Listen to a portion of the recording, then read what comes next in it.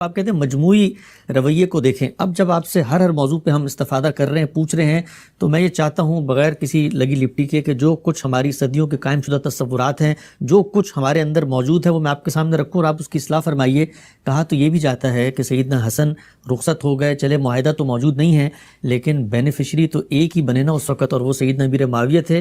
کہانیاں ہیں, قصے ہیں, کتابوں میں موجود ہیں, واعظوں کی تقریروں میں بھی درون خانہ آتی رہتی ہیں. کہا جاتا ہے کہ سیدنا حسن کو بھی زہر دیا گیا. اور پھر اس کے بعد مجموعی رویے کی جہاں تک بات ہے تو کہا جاتا ہے جی بنو امیہ کا دور تھا اور یہی اوپر ہی سے معاملہ شروع ہوا. جمعہ کے خطبات میں سب و شتم کی بات کی گئی, مخالفین کو چن چن کے مارا گیا, اور اسی طریقے سے وہ جو خلفائے راشدین کا ایک اسوہ تھا, سادگی کا, بردباری کا, تحمل کا, قناعت کا, اس کو ختم کر کے عیش و عشرت اور یہ جس کو آپ کہتے ہیں فتوت اور ان چیزوں کا مظاہرہ کیا گیا, مال اور عیاشیاں, اور یہ سب کچھ بھی اسی دور میں سامنے آیا. اس کو کیا کہیں گے, مجموعی رویہ تو لوگ کہتے ہیں. میں آپ عرض کرتا ہوں کہ اسی طرح کی داستانیں جیسی ہر دور میں سنائی جاتی ہیں. میں اس کے بارے میں اصولی بات کر چکا ہوں اور یہ بتا چکا ہوں کہ جب کبھی بھی آپ کوئی ایسی روایت دیکھتے ہیں یا ایسا کوئی واقعہ پڑھتے ہیں کہ جس میں کسی کو متون کیا گیا ہو, جس میں کسی کا کوئی نقص بیان کیا گیا ہو, جس میں کسی پر کوئی اخلاقی الزام لگایا گیا ہو, تو محض یہ کافی نہیں ہے کہ آپ اس روایت کو پڑھ لیں. اس کے بعد آپ کو اس کی تنقیح کرنی ہے, اس کی تحقیق کرنی ہے. یعنی اب آپ کی ذمہ داری بہت غیر معمولی ہو گئی. میں نے بطور اصول یہ عرض کیا تھا کہ ایک تو اسٹیبلش ہسٹری ہوتی ہے, اس کے لیے تو کسی تحقیق کی ضرورت نہیں ہے, وہ تو اجماع اور تواتر سے منتقل ہوتی ہے. دوسرا حصہ وہ ہوتا ہے جس میں واقعات اپنی سادہ صورت میں بیان ہوتے ہیں. وہاں کسی پر کوئی الزام نہیں, کوئی اتہام نہیں, کسی کے بارے میں ایسی بات نہیں ہو رہی ہوتی. اس سے ہم در حقیقت اعداد, ہم شماریات, ہم معاملات کیسے ہوئے, کہاں ہوئے, فلاں جگہ واقعہ ہوا, واقعات کی تفصیلات دیکھتے ہیں.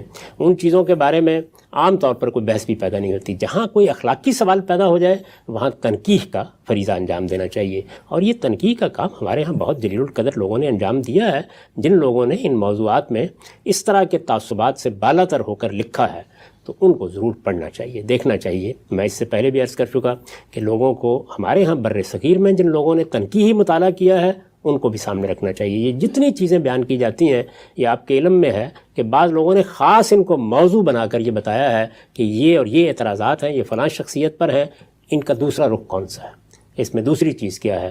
تو میں نے ان کتابوں کی طرف بھی ایک گفتگو میں اشارہ کر دیا تھا اور یہ بتا دیا تھا کہ عربی زبان میں کون سے مصنفین ہیں جنہوں نے ان چیزوں کو موضوع بنایا, اور ہمارے ہاں اردو زبان میں کون سے مصنفین ہیں. تو اس کو آپ سن لیجئے, اس میں آپ کو اندازہ ہو جائے گا کہ اگر ہم یہ مطالعہ کریں گے تو ہمارے سامنے تصویر کا بالکل ایک دوسرا رخ آ جائے گا. اس کے بعد ہم متوازن رائے قائم کرنے کی پوزیشن میں ہوتے ہیں.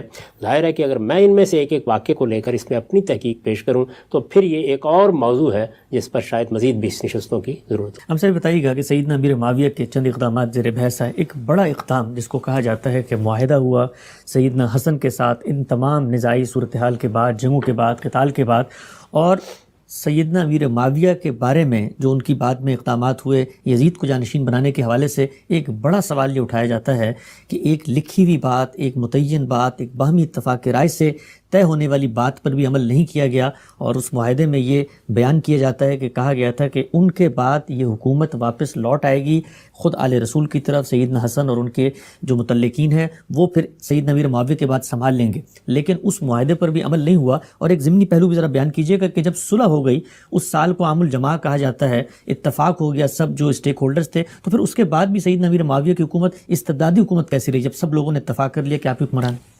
پہلے سوال کا جواب یہ ہے کہ وہ معاہدہ آپ کو میسر آ گیا ہے, یعنی جو سیدنا حسن کے ساتھ ہوا تھا.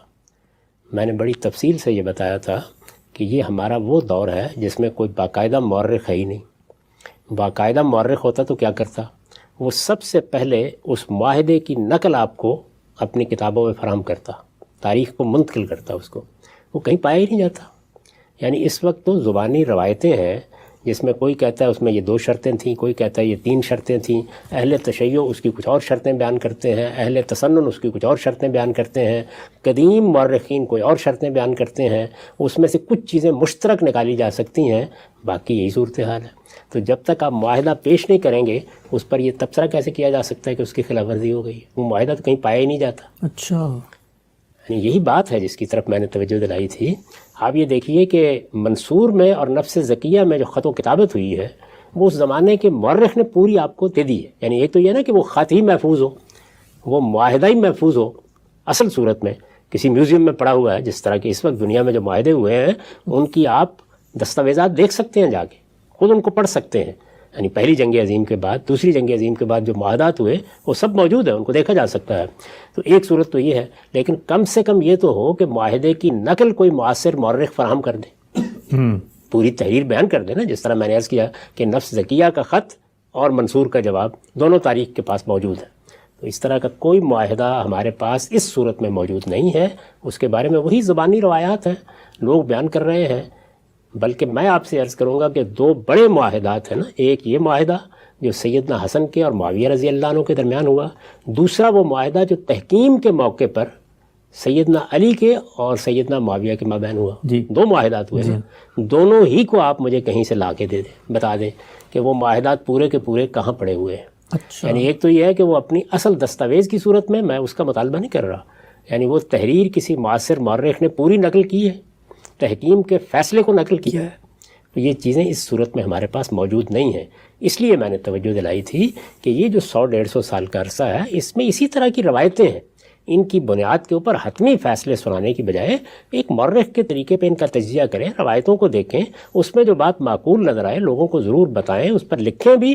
لیکن کسی کو مجرم ٹھہرانے کے لیے تو پھر وہ معاہدہ پیش کرنا پڑے گا نا، پھر میں اس کا جائزہ لے کے بتاؤں گا کہ اس میں کس کی خلاف ورزی ہوئی ہے اور کس چیز کو قبول کیا گیا ہے. اچھا، اس کے بغیر یہ فیصلہ کیسے صادر کیا جا سکتا ہے؟ صاحب ایک متفق علیہ شرع جو اہل سنت اور اہل تشیع سب اس کو مانتے ہیں، وہ یہ کہتے ہیں کہ زبانی روایات ہی صحیح، مختلف جگہوں سے جمع کر کر ایک جامع متن جو بناتے ہیں، اس میں یہ تو دونوں طرف کے لوگ مانتے ہیں کہ لکھا ہوا تھا کہ سیدنا امیر معاویہ کے بعد سیدنا حسن جو ہیں وہ حکومت کو سنبھال لیں گے. تو یہ تو ایک متفق علیہ بات تھی. یہ بھی کوئی متفق علیہ شرط نہیں ہے. میں ایسے ہی آپ یہ بات کر رہے ہیں، آپ اس کی تحقیق دوبارہ کریں، پھر دیکھیں کہ کس طرح یہ متفق علیہ شرط ہے. لیکن تھوڑی دیر کے لیے مان لیجئے تو سیدنا حسن تو دنیا سے رخصت ہو چکے تھے اس وقت. یعنی سیدنا امیر معاویہ سے پہلے ہی رخصت ہو ظاہر ہے، وہ تو اقتدار انہوں نے جب دیا ہے تو اس کے کچھ عرصے کے بعد دنیا سے رخصت ہو گئے. تو اگر یہ تھی بھی شرط تو ان کے ساتھ دنیا سے رخصت ہو گئی. تو اس وجہ سے اس کو کس طرح آپ شرط کے طور پر پیش کر سکتے ہیں؟ میں پھر گزارش کروں گا کہ اس طرح کی جتنی چیزیں ہیں ان میں اگر کوئی خلاف ورزی بھی ہوئی ہے تو آج میں اور آپ اس کا محاکمہ کر کے حتمی رائے دینے کی پوزیشن میں نہیں ہے. میری ساری گفتگو کا حاصل یہی ہے کہ بنیادی اصولوں پر اور اخلاق کی مقدمات پر رائے قائم کریں. ہمارے پاس اللہ کی کتاب ہے، اس میں دیے ہوئے اصول ہیں، دین ہے، اس دین سے کچھ اصول عامہ نکلتے ہیں.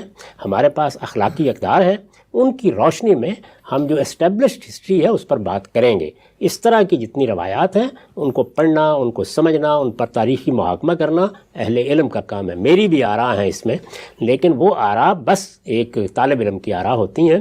ان کی بنیاد کے اوپر آپ عقیدوں کی تبلیغ کرنا شروع کر دیں، آپ لوگوں کو کنڈیم کرنا شروع کر دیں، آپ کسی ایک شخص کو، دو اشخاص کو متون کریں. یہ وہ چیز ہے جس سے اجتناب کرنا چاہیے. تو اگر کوئی آدمی ادھر ادھر کی شرائط اکٹھی کر کے کوئی مقدمہ قائم کرنا چاہتا ہے تو اس کو اپنے پروردگار کے سامنے جواب دہی کے احساس کے ساتھ یہ کام کرنا چاہیے. میرے نزدیک جب تک آپ کے پاس وہ معاہدہ کسی معاصر مورخ کا منقول معاہدہ موجود نہ ہو، اس طرح کا کوئی معاملہ بھی اس طرح پیش نہیں کرنے کی جسارت کرنی چاہیے.